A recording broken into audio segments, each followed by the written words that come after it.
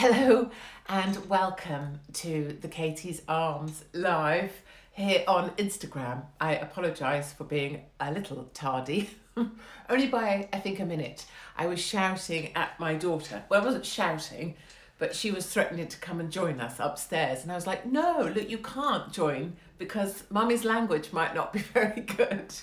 So on that note, my mother often likes to come and join us, as we know, if you're regular to Katie's Arms.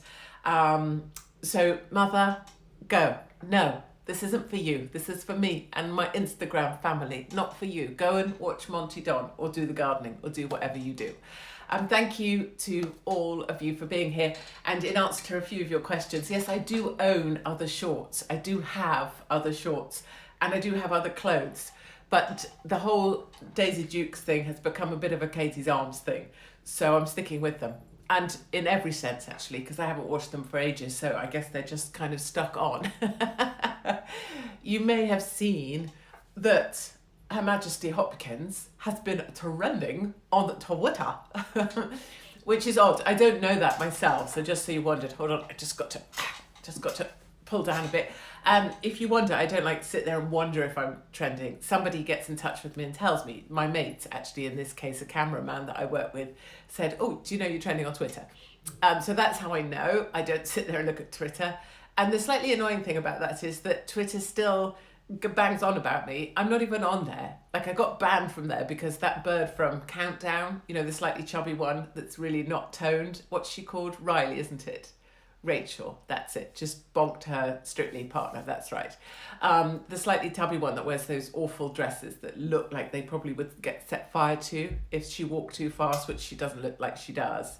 They look like they chafe, or there would be some static energy coming off. I'm surprised she didn't ever set fire to herself on the Countdown thing because she got so much static energy from her polyester dresses that when someone was like, another consonant, please, just static twatted herself to death, which actually would have saved her from going to Twitter's offices, which she did, I believe, allegedly, with some element of the Muslim mafia, and together, because she's Jewish and they're Muslim, they were like, listen, we're all outraged by Hopkins, take her off Twitter immediately. And that's what happened. But ultimately, you know, I still have a voice and she's still slightly tubby and still wears kind of polyester static ridden dresses. So I guess one of us is a winner and it's not her. So Twitter trending. In a way, I kind of just wish they would like find their own content. Do you know what I mean? Like you ban me, but you still want to be amused by someone and no one on there is amusing, right?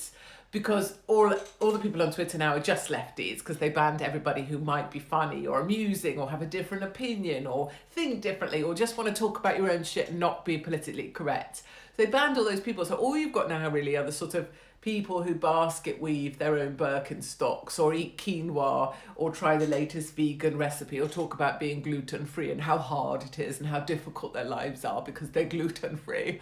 And then they sneak in a KFC when no one's looking. So that's all Twitter is now. So it's sort of grindingly awful. So then when something funny happens, like our Instagram, which is our Instagram and our platform and yours, they don't like it. And they're all bitching on Twitter. They're like, how is anybody finding Katie Hopkins funny? They must not. You must know that she's still a cow and you must hate her because that's the only thing you're allowed to do. And they're real cross because if it turns out I'm not as hated as they need me to be, then the things I'm saying are going to get heard. And they're like, shit, how are we going to silence her now? So expect something dastardly to happen to me quite soon. But thank you to everybody for making, we talked last week about making Katie's Arms 250,000 strong. So we were talking jokingly about having 250,000 Katies. And the reason for that is because this is your Insta, as I see it. I'm very happy to hand this over to someone else whenever you want to, or maybe we could have people taking it over for a week or whatever. I don't mind at all.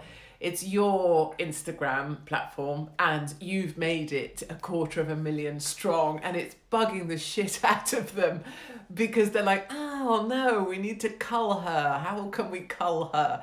And it's pissing them off over on Twitter. But I'm having a lot more fun here on Instagram than I ever did over there. So thank you all, and I'm kind of proud of us. And I'm proud of us for lots of different reasons, and most of those come through email to me. And they are email messages from people who just are relieved to have you.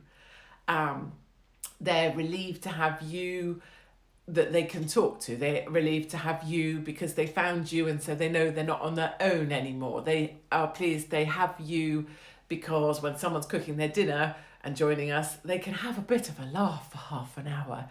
And people are grateful to have you because it gives them a little break from all of the intense kind of, oh, the world's terrible. So hooray for all of you. I'm looking at some of the comments. Do I like geographical names or not? So my daughter India, I know there was the whole ITV thing, right? And I, the Tyler thing, I stand by. Every time you see a kid biting someone on a bus, I'm sorry, it is a Tyler. It is. Or, Tyler, that still exists. So I'm standing by that. I'm still standing by. I don't like people that call their kids after countries. And I also appreciate my daughter's called India. But my daughter was called India after India Mountbatten. So I actually copied the name of a child that I really liked. So I understand when people say that's a country, yes. But when I named India, it was because of India Mountbatten, whom I love. And I love the whole Mountbatten story. And India and our Indian diaspora in the UK are my first love. They're the best of us. Great Indian people in the UK work harder than us. Their kids achieve more than ours. They're just like epic level people. All the Indian people in the UK, as far as I'm concerned, are brilliant. And I love them all very, very deeply indeed. And it's why I was there trying to clean up the Indian embassy in London when it got messed up and nobody would go and clean it. Things like that. That stuff matters to me. Right. I have received this very, very, very, very important letter and I wanted to share it with you. Do take this seriously, for God's sake. Katie, we're writing to you again. Notice the word again. We're writing to you again. Hold on. As our records show, you are at high risk, oh my God, of getting seriously unwell. Not just unwell, but seriously unwell from COVID-19. I wonder which variant they think I might get unwell from, but I've not had any vaccines. Ooh. Would you believe it? We strongly encourage you to have the vaccine to protect myself and those around me. Well, I don't have many people around me because frankly, everybody else can piss off, especially given the variants of the virus that are in circulation. Do they mean the Delta Plus? Like the always plus? Plus. What are they going to call the next one? I'm at high risk of complications due to a combination of factors like my age, my gender and my ethnicity. Are they inferring that because I'm old, I'm at very, very high risk? Well, frankly, NHS COVID Nazis, you can stick your letter up your arse, you can stick your vaccine up your arse sideways, and I won't be having any of that. And stop wasting bloody taxpayers' money sending this shit to me and everybody else that you're trying to bully into having this cretinous jab. Lovely if you want to have one. Brilliant. Well done, you. Darlings, great. I love it. Marvellous. That's fab. Don't be harassing me in my own home, trying to tell me that I'm going to be seriously ill. I've done seriously ill for bigger reasons than just some sort of seasonal flu. I think I'm going to be just fine. And if not, old age never appealed anyway, darlings. I don't want to be doubly incontinent. I don't want my children to have to look after me. Index for me, 50? Don't mind. It's been a big life already. Look, people say, why does she look so old? Maybe it's in her genes. Maybe it's because she smokes. No, it's because I've lived a hard life. I'm going to address a few things regarding shagging in fields and Matt Hancock. I want to be very, very clear that I have not done Hancock in a field. So let's just be very clear about that. It's important to me that we all know that. Matt Hancock, let's go there first and let's go to fields and me second. Matt Hancock, as we said earlier, in a video that Twitter has stolen, because everybody there reads The Guardian and is a boring bastard and doesn't know how to be funny, so now they need to nick my stuff from our Instagram platform because they're all screwed over there because they're bored shitless because all they do is eat quinoa and talk about veganism. So, Matt Hancock, yes, has been banging the hottie totty who's married to Oliver Bonas. I mean, how does that happen? I broke this news to my daughter, dropping her off at her pub job earlier, where I strongly suspect she's trying to pull a member of the kitchen staff because I've never seen someone take so long to go to be a waitress. I'm telling you that it's not about serving food. There's something else going on there, but we can go back to that. So I dropped my daughter off and I was like, we were talking about Hancock having the affair and him having some spicy noodles in the corridor in Whitehall. Amazing. And in a way, brilliant, because I'm all about that, right? I'm all about everybody live your best life, be as happy as you want to be. My scandals are going to be worse than your scandals. Everyone should do what they want. I have no judgment on anyone. Whatever goes on with a family is your own business because everybody's at it in one way or another. And all the people pointing fingers and laughing are only laughing because they haven't been caught yet. So, and I don't care if you go, I've never done that, I've never done that. You've done something. So freaking get over yourself and stop being all high and mighty. And let me tell you this for certain, bloody grumbling old women. When you stand too high up on your moral high ground, when you think you're preaching with your freaking Bowden outfit on, when I look up, I can see you're not wearing any underwear. Okay, so let's not all pretend to be perfect. I'm probably the least perfect, all of us. I'm the most damaged. I'm the most, I've done the most naughty things, but I love them all deeply, like I love my children, or maybe more than I love my children. Dropping my child off, we were explaining who Matt Hancock had been banging. And I'm like, no, she's really hot. She's got great hair. And how do we say her name? I did look this up earlier. Anyway, however, maybe Matt doesn't say her name either. He probably just calls her Babe. So she's married to Oliver Bonas from the High Street, where they sell really, really good earrings.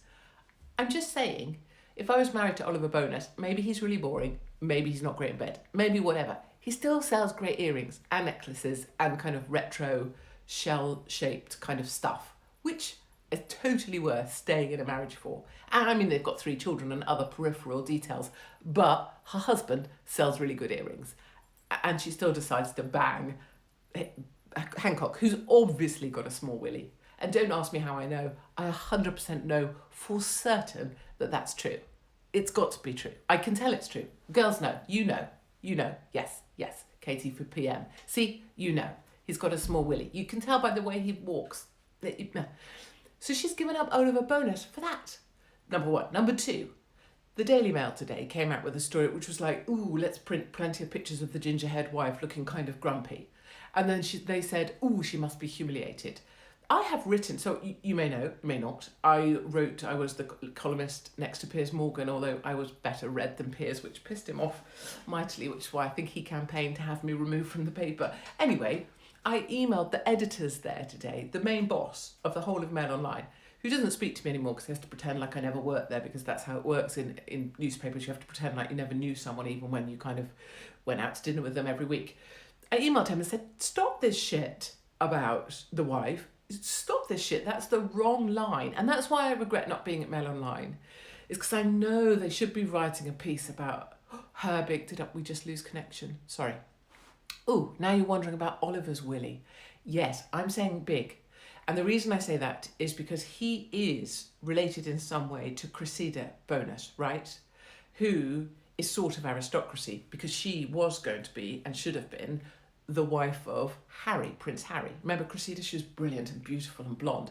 And very, very posh people have this thing. The posh ladies have these fabulous boobs, but are still a size 6. That's just the thing. So I have no boobs because I came from a council house.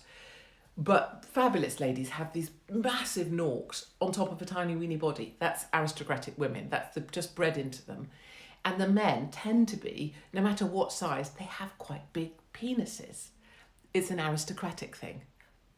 And I'm just, that's just how it worked. When there was sort of proper gene, and not going down the eugenics route, but aristocracy kind of picked their own and they bred in pretty hot genes. It's like boarding school kids. You got to give it to them. Some of them are pretty frigging hot. Anyway, darlings, we're getting distracted about willy sizes when actually what we were trying to, what the shit were we trying to talk about? Hancock's affair. Oh yes, bonus. Oh yes. So the wife, yes. I wrote to my editor at the Mail, my old one, and said, please, where is your strong woman story, right? Because the column they need is the column I would write for them, but they can't print because they can't associate themselves with someone who's clearly a Nazi. Is that it's a strong woman thing, right? So Hancock's wife is not humiliated, not at all. She is perfectly proud, and I'd love to grab a hold of her and tell her, you stick your chin up, bird, and you put your little shoulders back, and you wear something fancy, and you bung on lip gloss. In fact, paint lip gloss all over your head and your shoulders and your back, and your toes if you want to, and you walk down the street and you show that you are the one that's loyal. Yes, where's my wine? Well, true. Talk amongst yourselves. Talk. You show, darling, that you're the loyal lioness. You never left your cubs. I can relate to this. I was left by my first husband. And the thing about being left is there is a bit where you just like, "Ugh," and other women out there who are listening to this will know, there's a bit where it feels like someone has just done a, what's that kick called, where you spin and then kick? A round kick. It does feel like someone just round kicked you in the gut. But when you're through that, you can really be proud of yourself if you create a little island and you are the lioness of that island, and no one will come on your island in any sense, figuratively or literally, you know what I mean? But you will never let anything harm your cubs again, and you will never put them in harm's way again. And I was that girl for a very long time, actually all the way through The Apprentice too. When I was filming The Apprentice, I had 2 children under the age of 1.5, and I was alone, a single mum with those girls, and I was determined no one would ever get to them again. So that's how I feel for Matt Hancock's wife, and I want to bring her in and make her feel that way, and I want to stop the Mail online saying that she's humiliated, because she's not. She's fabulous, and now she's rid of that tiny little chipolata weaseled nonsense, and she can stride forth and have glorious sex with as many men as she wants. So, number 2, some people saying on Twitter, would you believe, that I'm a massive hypocrite because I have done naughty things myself. Some male here on this platform, our family platform, would you believe? I mean, I don't mean family in the content sense. I mean, we're a family. Roundhouse kick. That's it, darling. So some people have been saying, but listen to you. You were the one that shagged a married man in a field. Yes, I did. And isn't it marvellous that we can all get outside and enjoy the outdoors? Isn't it great that I'm not, unlike the gentleman who brought it up, sat in my mum's spare room, clicking off to some Pornhub thing, trying to work out if you can get another shift at McDonald's. I wasn't doing that, darling. I discovered a man I needed, and I showed him the country way of life. And I think all our lives have been better for that. Some people say that picture was staged because it was so sort of... No, it wasn't. It just happened to look great. It could have caught me looking legs akimbo with nipple hairs hanging out, but fortunately for me it didn't. So hurrah, that was a triumph. But you can't humiliate or shame me because I own all my shit, right? So all the stuff I've ever done, good, bad, ugly, the worst of it, it's absolutely all me. If you didn't like it, it was all me. No one put the words in my mouth, no one made me say them, no one made me do anything. I chose to do it, I did it, I'm happy with it, I own it. And if you don't like it, really it's you that needs to own that, isn't it? Because I've owned my shit, so you just need to own yours. I'm not talking about my Insta family because you're all darlings, obviously. But the people out there who are offended or try to want to shame me, no, darlings, that's going to work, not going to work, because I'm shameless. Not because I don't have standards, because I do. I clean my own bathrooms with hygienic spraying things, and I iron things because I like to see a nice sharp thing down my husband's side of his sleeve to show that I used to be in the military and I used to fold my pants into 6 centimetre squares. I did. Part of drawer inspections at Sandhurst at the academy was that you had to show your knicker drawer. It was all terribly exciting. And your pants had to be ironed into 6 centimetres. 6 centimetre squares, that's right. I had to stretch mine out, obviously, to make that happen because my pants were so tiny. But more of that later. Anyway, so that's explaining Hancock, and that's explaining me in the field, and that's also explaining how those two things are quite separate, because of course at no point did I ever tell anybody you couldn't hug or hump. Well, I wouldn't say family members, but do live, laugh, love, right? I've preached this for 20 months now. So I've never asked anybody not to love somebody, as Matt was trying to love her in the corridor of Whitehall. I don't even know imagine what went on in that meeting. He was like texting her going, hold on, you don't text like that. Text. Go, oh, I need you in the corridor right now. They were like, ooh, let's go in the corridor. Let's go in the corridor because it's fawn and brown and furnished with Whitehall furnishing. It's such a turn on. Let's go, and I'm going to hold the back of your head and grab your ass. It's going to be hot. It's like the least hottest thing I've ever seen in my life. Right. Looking fit. Thank you, my darlings. I ran today. People ask how I do this. I don't have a choice really. I just have to run because I have this sort of surplus energy, and if I don't go running, it's basically like a dog, right? Children, dogs, me, same. You have to feed them, you have to let them go and shit, and you have to run them. And that's the principle I applied with my children. Just run them and let them shit and feed them. And it also applies to me now. You just have to feed me, let me shit. I mean, that doesn't happen very often. And then also let me run. So I just run because then it gets some of this stuff out. Because look, here we are, me ranting into this. Could you even believe? It's 2022, that's going to be next year. Which brings me to the football, which brings me to the fact that it's still called UEFA 2020, even though we're clearly in 2021, because no one wanted to be, willing enough to change all of the graphics and all of the stuff they already had printed. So bizarrely, in a world of utterly bizarre, we're still having UEFA 2020. Number 2, the key game, England versus Germany, I love it, is Tuesday 29th of June. Doesn't matter if you like soccer or not. The thing you're not allowed to say, and the joy of this thing is, England still hate Germany. We're not allowed to say it. We're not allowed to talk about the war. We're not allowed to talk about 2 world wars. We're not allowed to mention the fact that in British eyes, there's only ever been 1 World Cup. I mean, I hate Germans for other reasons. I don't like Angela Merkel. We know that. She looks like she could kill both her parents in the night with an ice pick and still turn up to the EU at 7 a.m. in a pantsuit to discuss fisheries policy. And she's ginger. For all those reasons. And she said we're not allowed to travel to countries, and she wants us to go into quarantine. I don't think she's ever had sex in her life. All those reasons are reasons I don't like German people. Also, German people love rules. Who loves rules? Nobody should love rules. Germans pay for the subway even though they don't have to pay for the subway because it's the rule. So anyway, we're not allowed to talk about the fact that we don't like Germany because we won the wars, but that's actually the truth of it. And that's behind all of this soccer stuff. Second up, I've heard there is a song. Look, I made notes. That's the sort of journalist I am. 10 German bombers.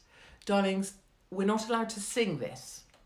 So what we all need to do is make sure we definitely don't look up the song that is called 10 German Bombers, because it's absolutely banned. And if you're a football fan, you're not allowed to sing it at all, which means you must not sing 10 German Bombers. If someone could send me the lyrics to 10 German Bombers, which I believe will go along the lines of 10 green bottles, but who am I to speculate, then I'd like to have those lyrics just so I can definitely put them in the bin and be appalled and find it morally abhorrent. But if someone is katie@katiehopkins.co.uk, if you happen to have a recording of this thing that's utterly awful and none of us must learn and absolutely say. So that's England versus Germany. I also wanted to say, in case anybody's Scottish, do send me a Scottish thing. Nicola Sturgeon has blocked me. The ginger dwarf from the north. I dream of such things. I mean, she can't block me, I suppose, because she can never reach me. She's so tiny. I'd love to meet her because she'd be down here. If I put my heels on, I'm 6'2". In fact, must do that. Must put heels on and go and meet Nicola Sturgeon and not take them off and bang her in the eye with one.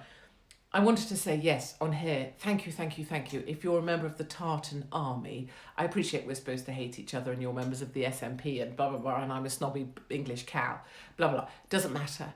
Thank you for everything you did in London. I loved it.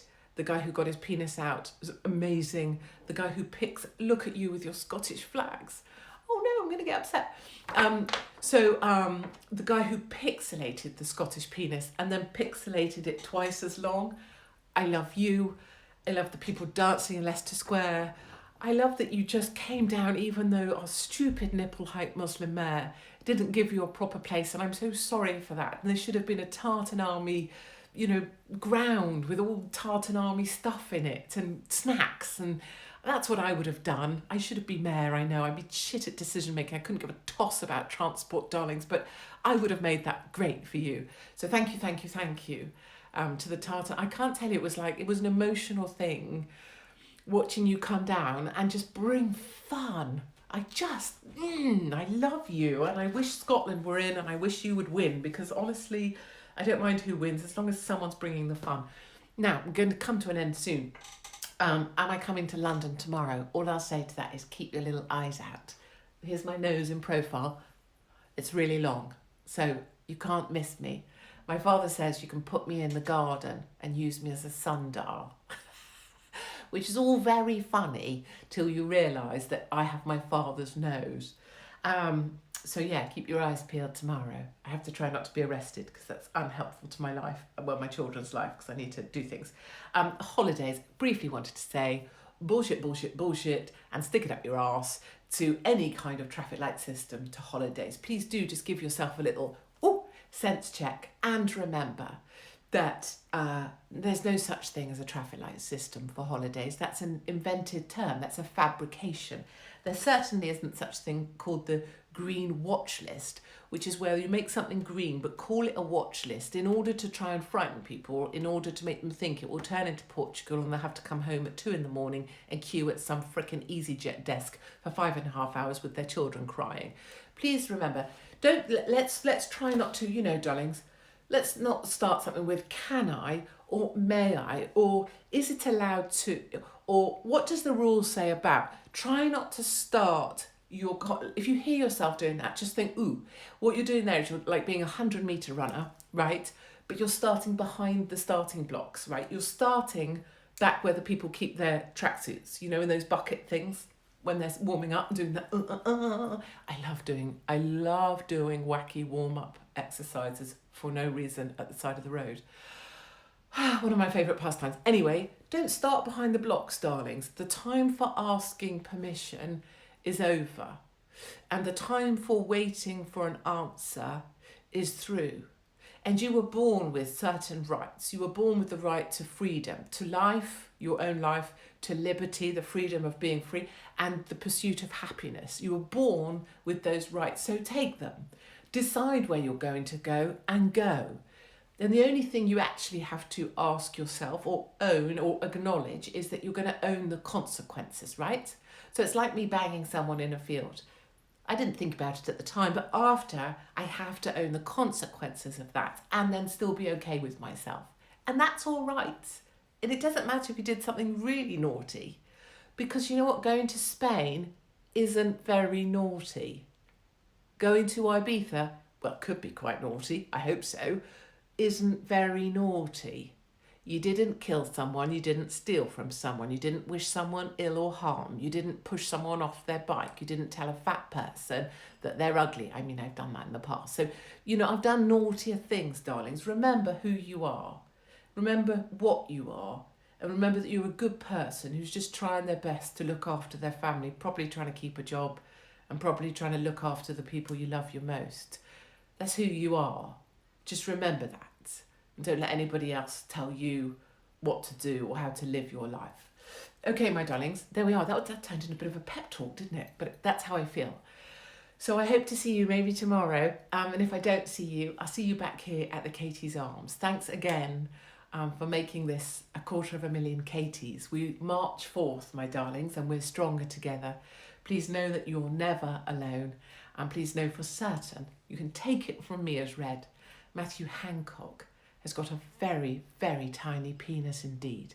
And with that note, on that note, my darlings, I will love you and leave you to drink your drinks, to cook your dinners, to have fun, try and laugh at the bastards, and don't let the bastards get you down. And I will see you another time somewhere else.